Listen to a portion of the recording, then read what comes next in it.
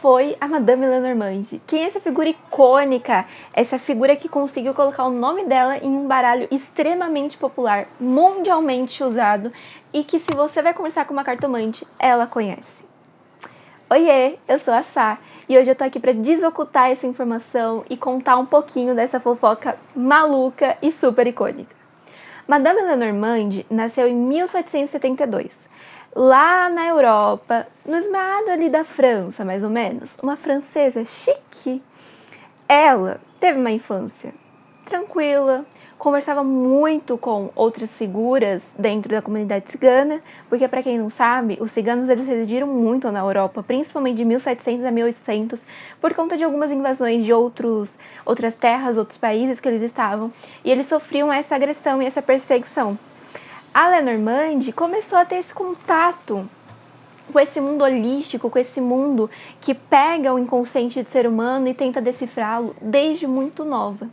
Ela começa a entender como funciona a simbologia, ela começa a entender como funciona o sistema das cartas, ela começa a fazer uma sistemática própria e ela começa a usar tudo isso, esses gatilhos mentais que os oráculos proporcionam, a favor dela.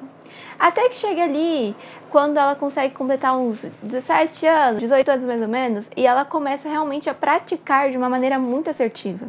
Só que a Madame Lenormand, ela deve ter nascido assim, no dia de uma lua cheia, porque ela teve uma sorte de que um consulente foi contando para outro e foi contando para outro, até que ela chegou na realeza da França. A Europa inteira sabia quem era a Lenormand. As previsões dela, as consultas dela chegavam em todos os países da Europa. Não havia um país na Europa que você não pisava e não sabiam quem era a Lenormand. Muitas pessoas começaram a se consultar com a Lenormand, mas a Lenormand ela começou a priorizar um pouco mais a realeza, porque pagava bem. Como a cartomancia e a questão dos oráculos não era muito popularizada, não era muito acessível na época, a Lenormand ela tinha um preço um pouco exorbitante para hoje em dia. Ela cobrava bastante e por conta disso ela só aceitava as consultas com a realeza. Muito dificilmente ela pegava alguém da plebe, por mais que tenha tido a fama ali. Contanto, ela começou a ter tudo, teve uma vida muito longa, aliás, e pra época, né, mas teve uma vida longa. E ela tinha, assim, tantas pessoas da realeza que ela realmente conseguiu chegar ao rei. E o rei pegou e falou assim, nossa, perfeita. E tudo que ela falava era muito assertivo. Então, normalmente, os feedbacks dela eram muito positivos, traziam essa questão de que ela era uma pessoa que sabia o que estava fazendo, sabia o que falava e raramente uma previsão dela não dava certo, não se concretizava, não chegava ali a ser o que ela tinha falado. Lenormand criou toda essa reputação, só que ela tinha uma coisa em comum, assim, que as pessoas falavam assim, pera, eu não encontro isso em toda cartomante. Por que que a Lenormand, no meio de várias cartomantes, no meio de uma cultura que estava ali tendo a influência dos ciganos, um povo que é conhecido pelo seu dom de cartomancia, pelo seu dom com os oráculos, teve tanto sucesso? Porque ela foi autoral. A Lenormand não era aquela que seguia o fluxo, seguia as ondas de qualquer pessoa e simplesmente ia fazendo as coisas que tinha que fazer porque era aquilo que estava dando certo, era o sucesso garantido. A Lenormand ela criou um próprio sistema, ela criou um próprio baralho, ela tinha as próprias anotações, ela tinha a própria interpretação e ela batia muito na tecla da autoridade. Então, assim, a Lenormand, ela foi literalmente uma escritora do próprio destino, porque ela foi pegando e foi usando não só para as outras pessoas os benefícios dos oráculos, mas para ela também. Muitas coisas se teorizam, no caso, que ela sempre investigava no oráculo, ela sempre investigava no baralho que ela possuía, sobre algumas situações da vida dela, para ela conseguir lidar com aquilo ali de uma maneira construtiva, de uma maneira gratificante para que ela não se desse mal e perdesse tudo que ela construiu. Então, assim, a Lenormand, ela foi usando o hack que a gente, como cartomante, possui e foi dando as voltas por cima da vida dela. E foi muito interessante. Só que outra coisa também é que ela tinha um baralho dela. Não era um baralho comum, não era o baralho de tarô que a gente está conhecido dos naipes, que a gente usa ali. Era um baralho especificamente dela. Aquele baralho que é voltado totalmente para coisas que ela via. Esse baralho, ele tinha muitos cenários da Europa, ele tinha muitos... Como que eu posso contextualizar para vocês conseguirem visualizar como eu visualizo? Ele era um baralho que é igual ao baralho cigano, que a gente pega, tem figuras do cotidiano, coisas que a gente vai pegar e assimilar e falar assim, isso daqui entra no meu dia a dia. Mas europeu.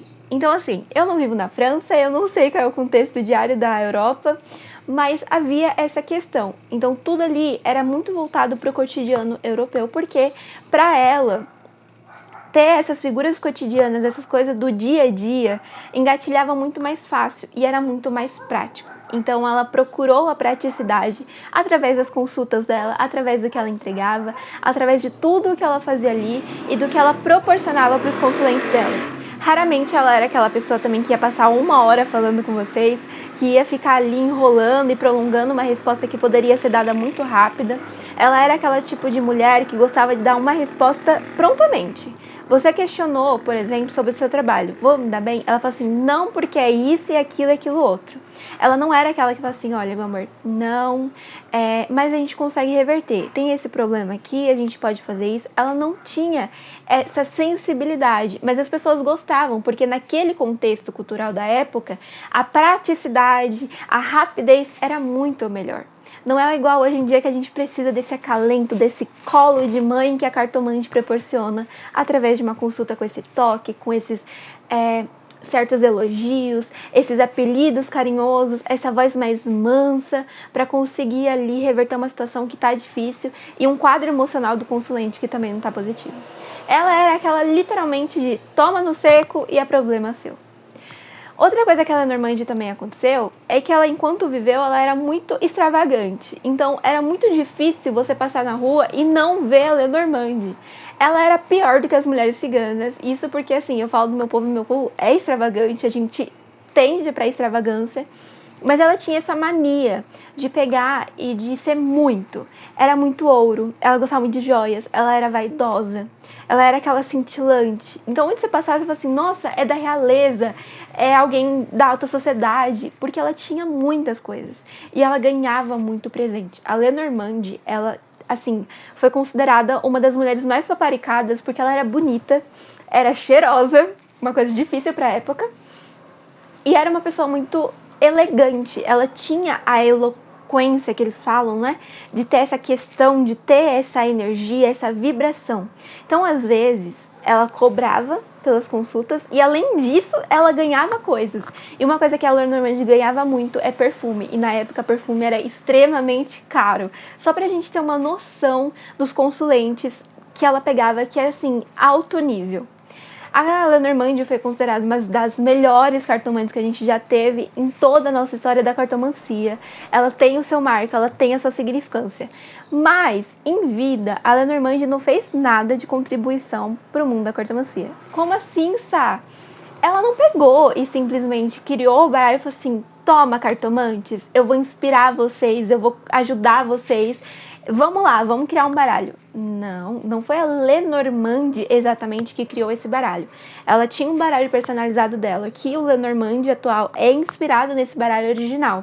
Mas, o que acontece? Ela morre ali em 1643, morreu, todo mundo triste, tadinha, que descanse em paz, mas todo mundo triste porque perdeu a cartomante favorita, a taróloga favorita, a astróloga favorita, perdeu ali a pessoa que realmente estava dando aquele acalento, que respondia o que precisava e que fazia tudo. Beleza, perdeu.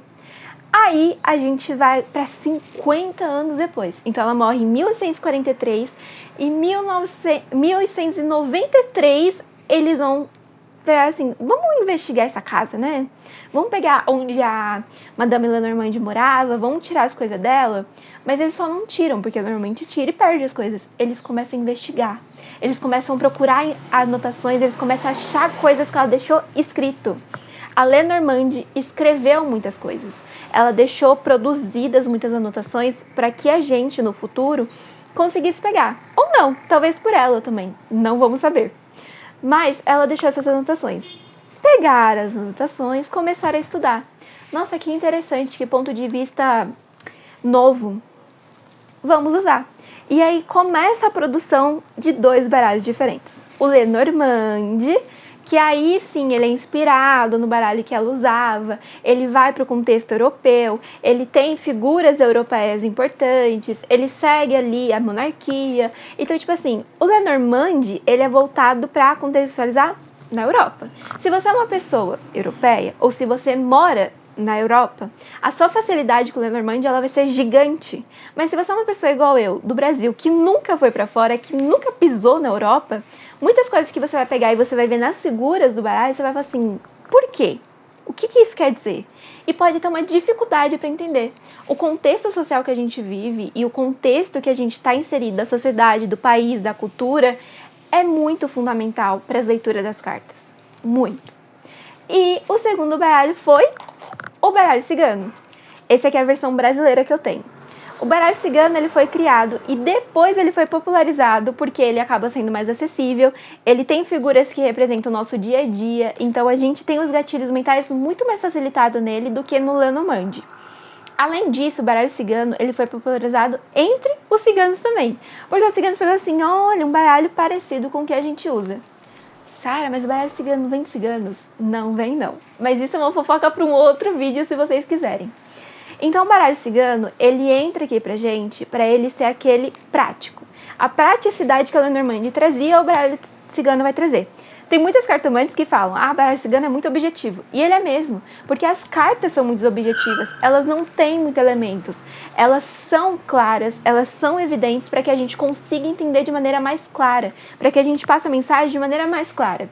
Por mais que o baralho cigano seja um fofoqueiro nato e gosta de conversar, ele é muito objetivo, ele não fica fugindo da resposta. Você perguntou, você vai ter sua resposta, então cuidado ao utilizar ele.